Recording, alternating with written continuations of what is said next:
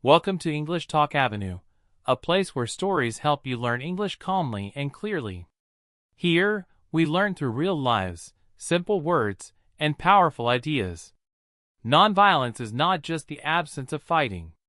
It is a way of thinking, a way of living, and a way of responding to the world. When we talk about the power of nonviolence, we are talking about inner strength. We are talking about control over anger, fear, and ego. Mahatma Gandhi showed the world that you do not need weapons to be strong. You need courage, patience, and truth. Gandhi believed that violence may win a moment, but it always loses the future. When people choose violence, pain grows. Hatred spreads. Fear becomes deeper. But when people choose nonviolence, they create space for change. They touch hearts instead of breaking lives. This idea was not easy, and it was not quick. Gandhi understood that nonviolence needs time. It needs faith. It needs strong discipline. From a young age, Gandhi saw the harm caused by anger. He noticed how small lies create big problems. He learned that truth and peace are connected. If you want peace outside, you must have peace inside.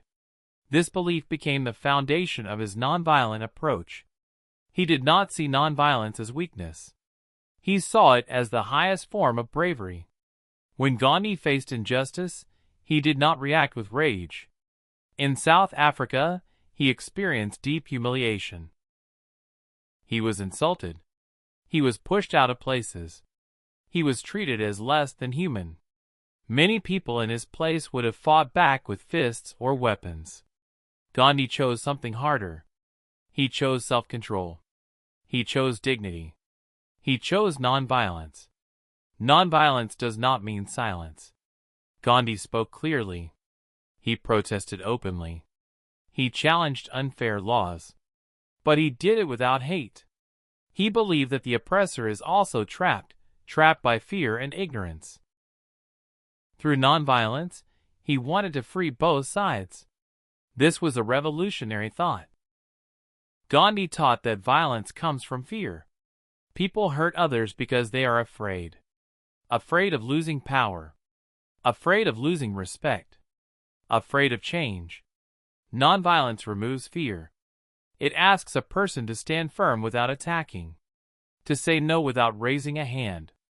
To resist without destroying. When Gandhi returned to India, he saw a nation full of pain.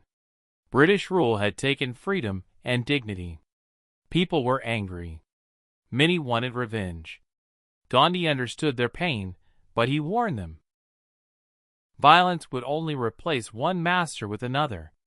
True freedom needed moral strength. He introduced nonviolent resistance on a massive scale. This was new.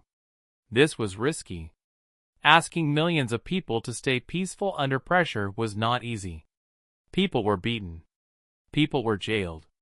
Still, Gandhi asked them to remain calm, to not hit back, to not insult, to not hate. This required deep inner work. Nonviolence begins in the mind.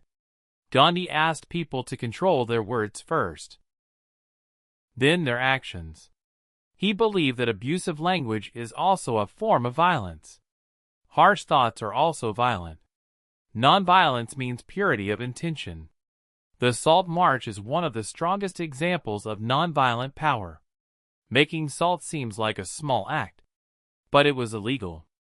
By walking peacefully to the sea and making salt, Gandhi showed how unjust laws can be challenged without bloodshed.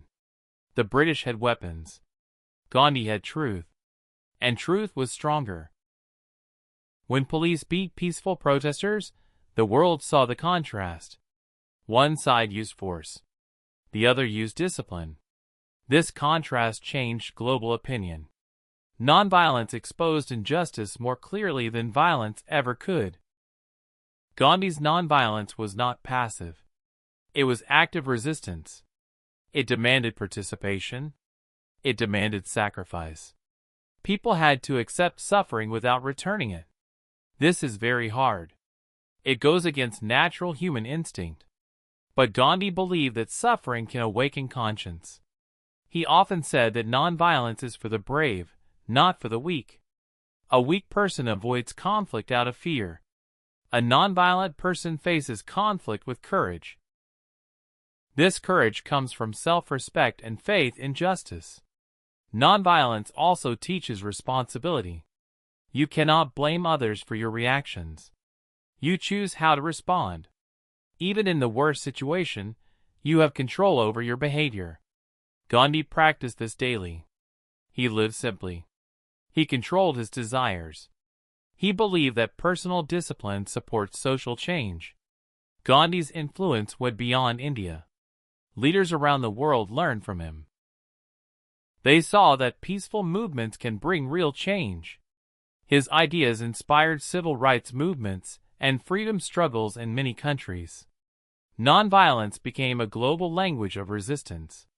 The power of nonviolence lies in its ability to create lasting change. Violence may force obedience, but nonviolence builds understanding. Violence ends dialogue. Nonviolence keeps communication alive. It leaves the door open for healing. In everyday life, nonviolence is also powerful. It helps in families. It helps in workplaces. It helps in communities. Choosing calm words over angry ones can save relationships. Choosing patience over reaction can prevent regret. Gandhi believed that the journey is as important as the goal. If you use violent methods to reach a good goal, the result will still be damaged. Means and ends are connected. Peaceful means create peaceful results. Nonviolence requires hope. You must believe that people can change. You must believe that truth has strength. Gandhi never lost this hope, even when progress was slow. Even when he was alone. Even when he was imprisoned. He faced criticism. Some said he was unrealistic. Some said he was too slow. Some said nonviolence would fail. Gandhi listened, but he stayed firm. His life proved that deep change takes time, but it is possible. The power of nonviolence is not loud. It does not shout. It does not threaten. It stands quietly with confidence.